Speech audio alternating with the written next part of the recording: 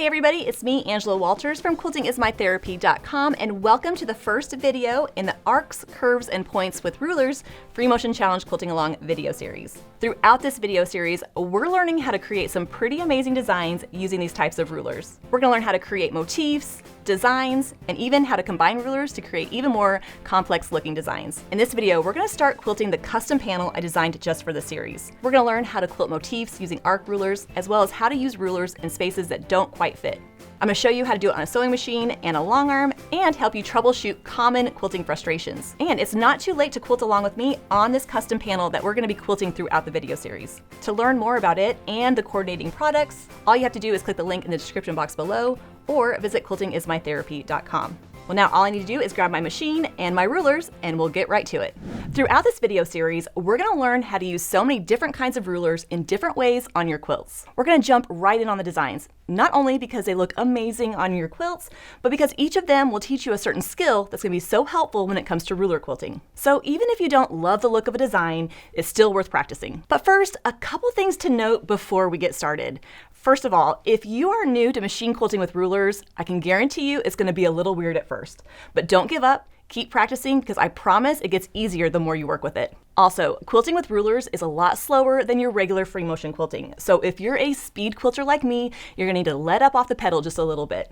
And lastly, these rulers are here to help us create some amazing designs, but they're not meant to obtain perfection. Remember, there is no such thing as perfection in free motion quilting. So for all my quilters out there with those perfectionistic tendencies, I'm gonna want you to put those away for a little bit. I know, it's easier said than done. But remember, these are tools to help us get our quilts finished, not to make them perfect. Now, I'll be demonstrating the designs that we learned throughout the video series with my Dot, Smiley, and Shelly rulers that I designed with Creative Grids. If you don't have these rulers, no worries. Just grab something similar. Even if they're not the exact same shape or size, it's gonna be fine, because throughout the videos, I'm gonna show you how to use rulers in differently shaped blocks. So now that we got that all out of the way, let's jump in with the first design, quilting motifs.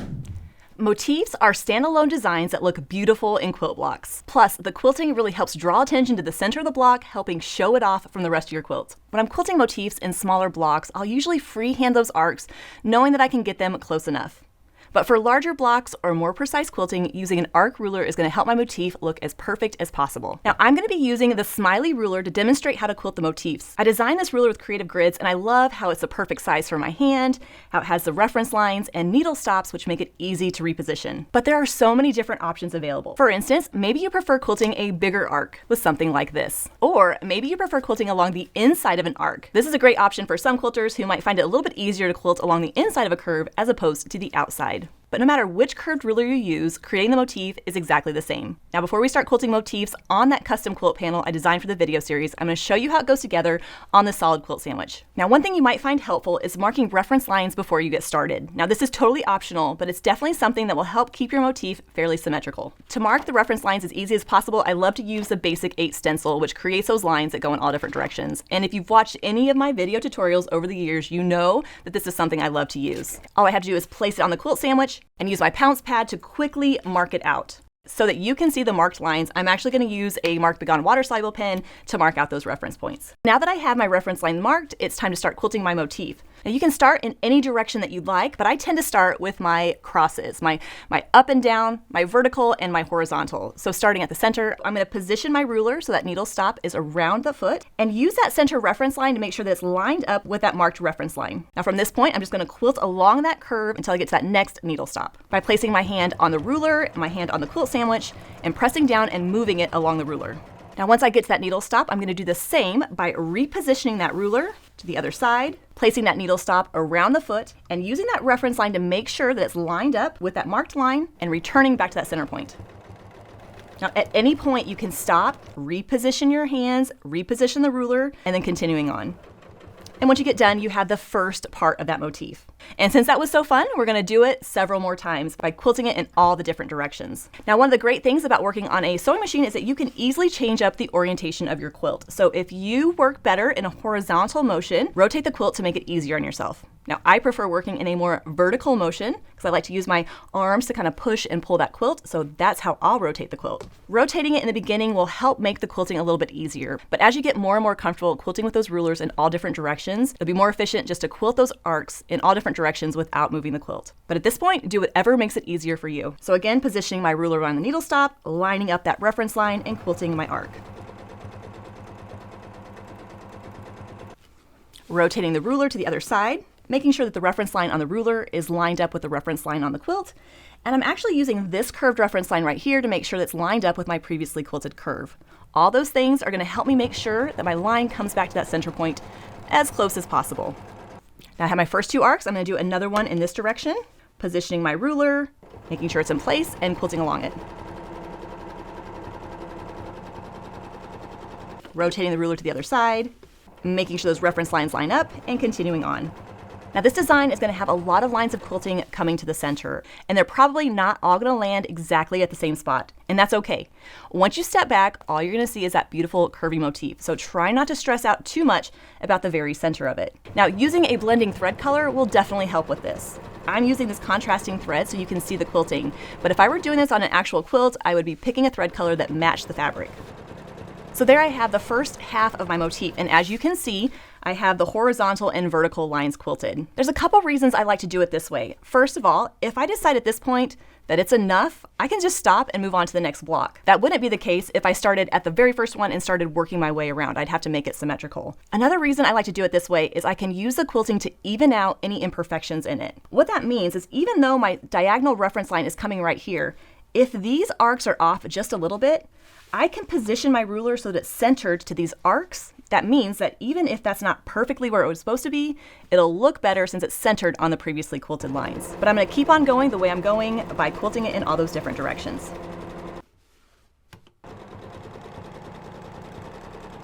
And look how beautiful that's already looking. And as you're quilting with rulers on your sewing machine, you're still going to use both hands.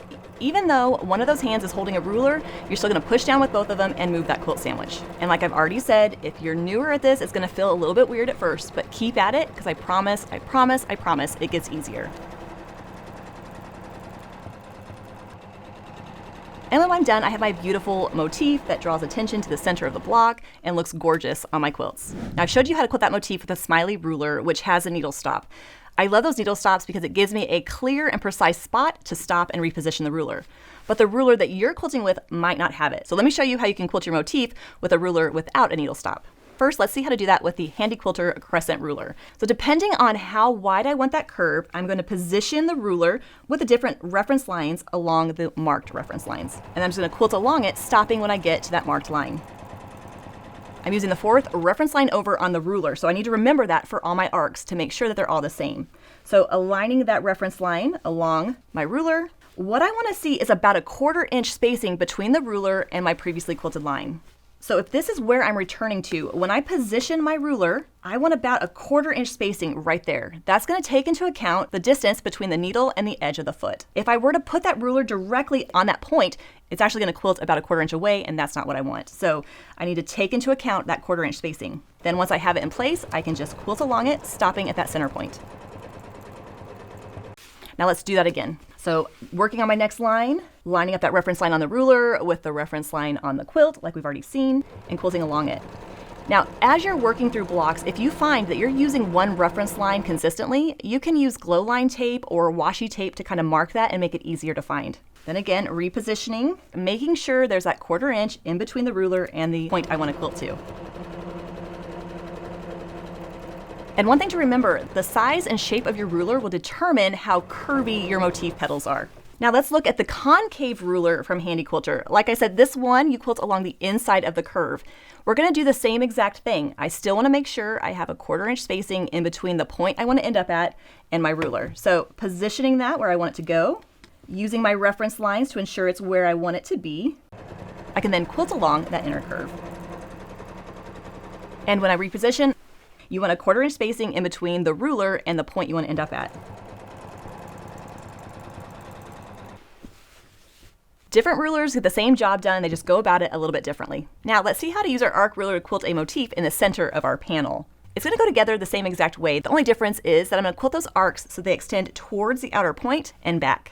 And since I designed it to look as though it was a pieced block, I have all of these themes to use as a guide. So I'm going to place my needle in the center of that block. I'm going to position my ruler so it's around that needle stop. Look at that reference line, make sure it's going along that seam. And then I'm going to quilt along that curve, stopping when I reach the other needle stop. Once I have that first curve, I'm going to flip the ruler around, position that needle stop around the foot. I'm going to line up that reference line along the previously quilted arc, and then quilt along the ruler to the next needle stop until I have that beautiful arc shape. I'm going to repeat that, working my way around, angling them out towards that outer corner.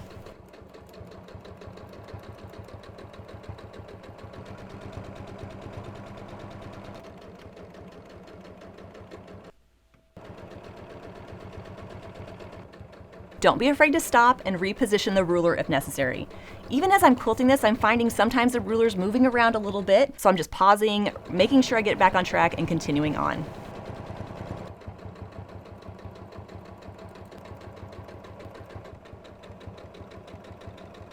And as I'm quilting these arcs, I'm not concerned with how much they're overlapping or if they're all overlapping the same amount. I'm just focusing on trying to keep my curves smooth and making sure I hit all those points.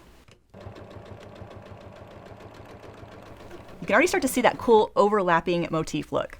It kind of has like a spirograph kind of look to it. I'm quilting this so that there is a set of arcs that angle towards each point of the star. That's definitely giving me a design that's really dense and really intricate looking, and it's going to take a little bit longer than normal to quilt. But if you're wanting a less dense, quicker, and a little bit easier option, instead of quilting those arcs to every point, you could quilt them to every other point, or even every third point. One of the great things about having so many different arcs on this motif is that you don't see any of the individual lines. The more quilting you put on there, the more it all kind of blends together and gives you that nice all-over design. And check that out. I have a super dense, super complex looking motif that I think looks beautiful on the block.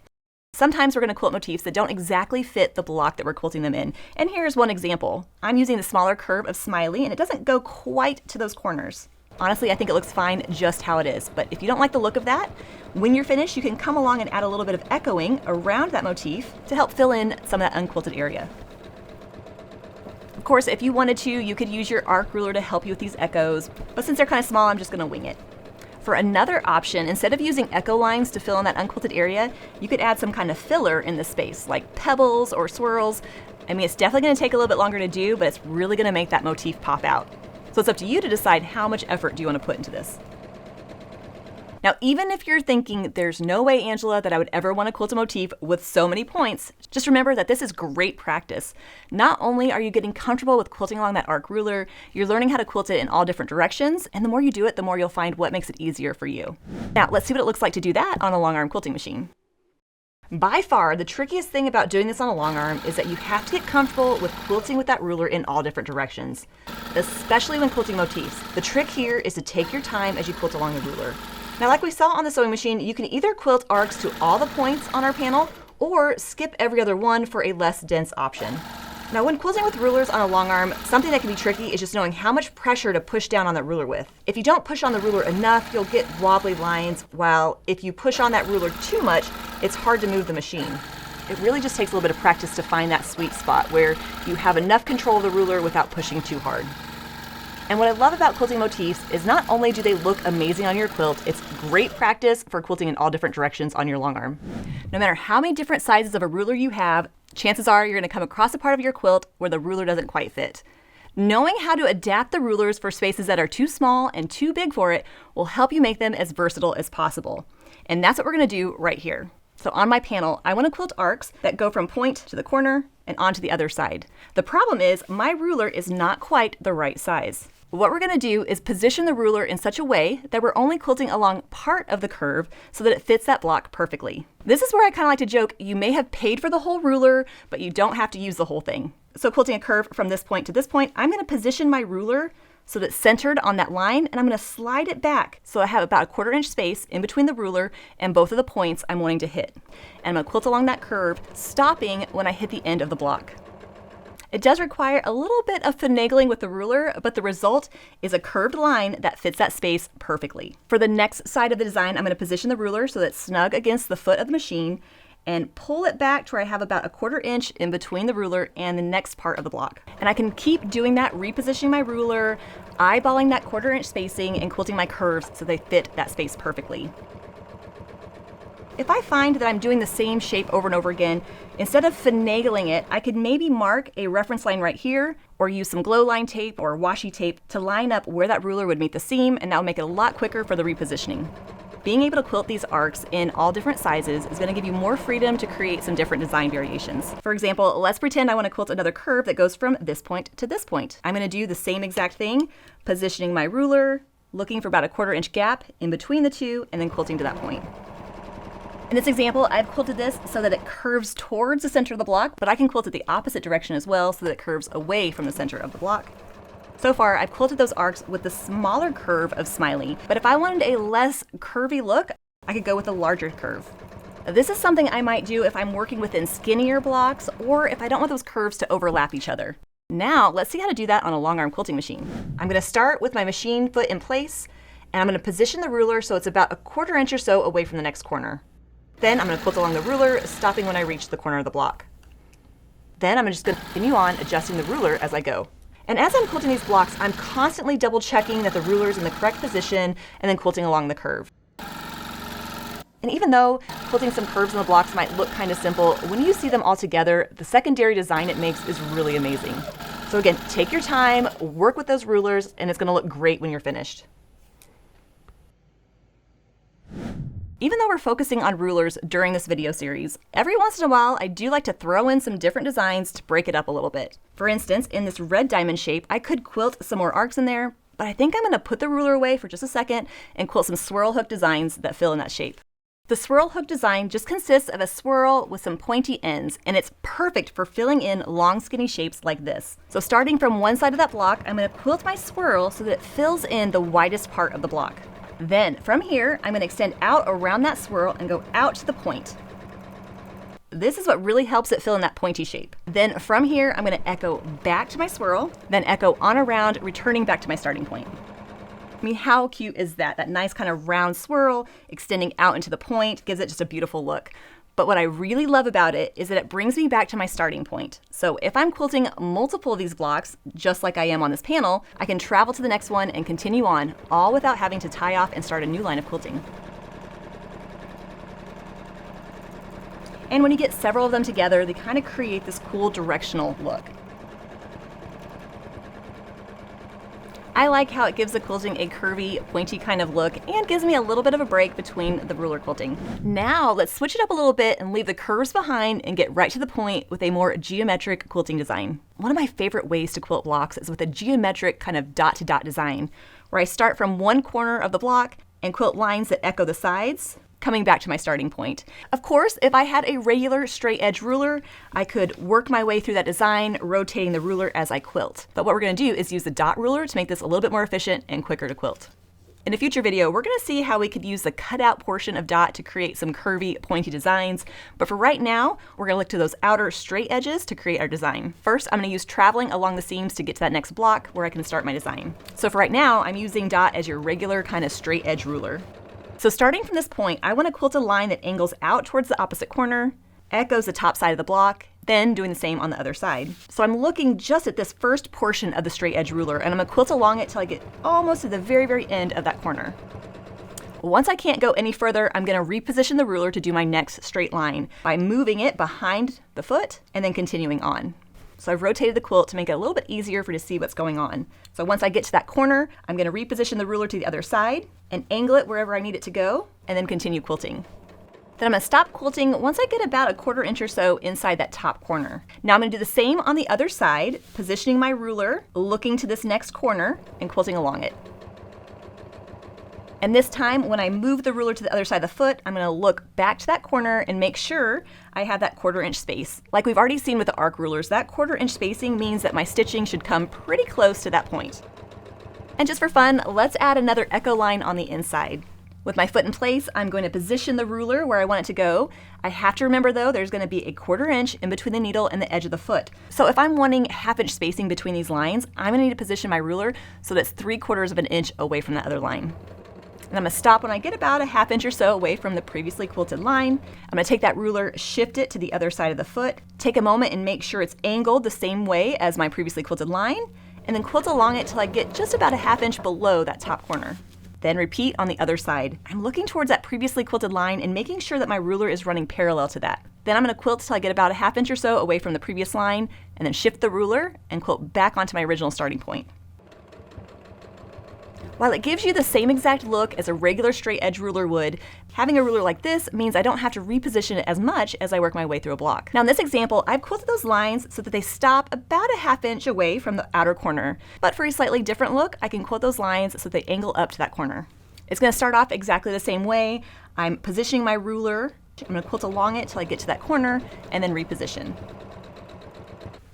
So taking that ruler, sliding it to the other side of the foot, and this time, I'm going to angle the ruler so that it's about a ½ inch away from that outer point. I'm using that spacing to make sure that my line comes close to hitting that corner. Then I'm going to repeat on the other side of the block, angling my ruler so I have about 3/4 inch spacing between the other corner, and then quilting along it till I reach just inside that corner. And then from this point, all I have to do is shift the ruler to the other side, angle it so it's about a ½ inch away from that corner, and then finish quilting my design.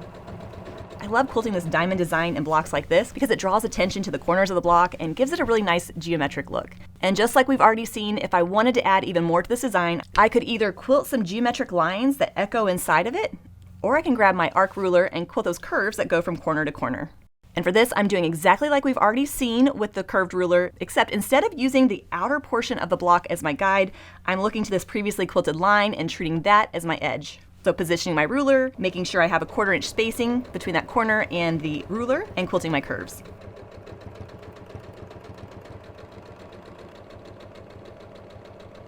I just love its geometric yet curvy looking shape. Now let me show you what it looks like to quilt these designs on the long arm. With the foot in the position, I'm going to place the ruler next to the foot so it's angled about a ½ inch or so away from the next corner. Then I'm going to quilt along the first side of the ruler, stopping at that corner. Then I'm going to shift the ruler behind the foot, adjusting it so it's about a ½ inch away from the top corner and quilting along that edge. Stopping inside the corner and then repeating on the other side of the block. And like I've already said, you can definitely do this with a regular straight edge ruler, but I love how using the dot ruler makes quilting the design a little bit more efficient. And as you work your way through the quilt, you'll need to adjust how you hold that ruler, so just take your time and it'll look great. And of course, you can also quilt this design so that it touches both ends of that block, just adjust the ruler as necessary. But whether you add echoes inside or quilt the lines so they touch the corners or not, this is the perfect design for drawing attention to certain blocks of your quilt. Now it's your turn. If you're quilting along with me on the custom quilt panel I designed for the series, go ahead and fill the area highlighted in red with the designs of your choice. You can practice using the designs that we've learned in the tutorial, or you can come up with your own design variations. And as always, I've put together some free quilting diagrams, so all you have to do to get those is click the link in the description box below, or visit quiltingismytherapy.com. Or you can check out my expanded resource PDF, which has even more step-by-step instructions, even more quilting samples, and even more diagrams. It's a perfect way to master the designs that we're learning throughout the video series. I'll be back soon with the next video in the series where we're going to learn how to fill in some curved shaped blocks using arcs and echoes. Until then, everybody, happy quilting.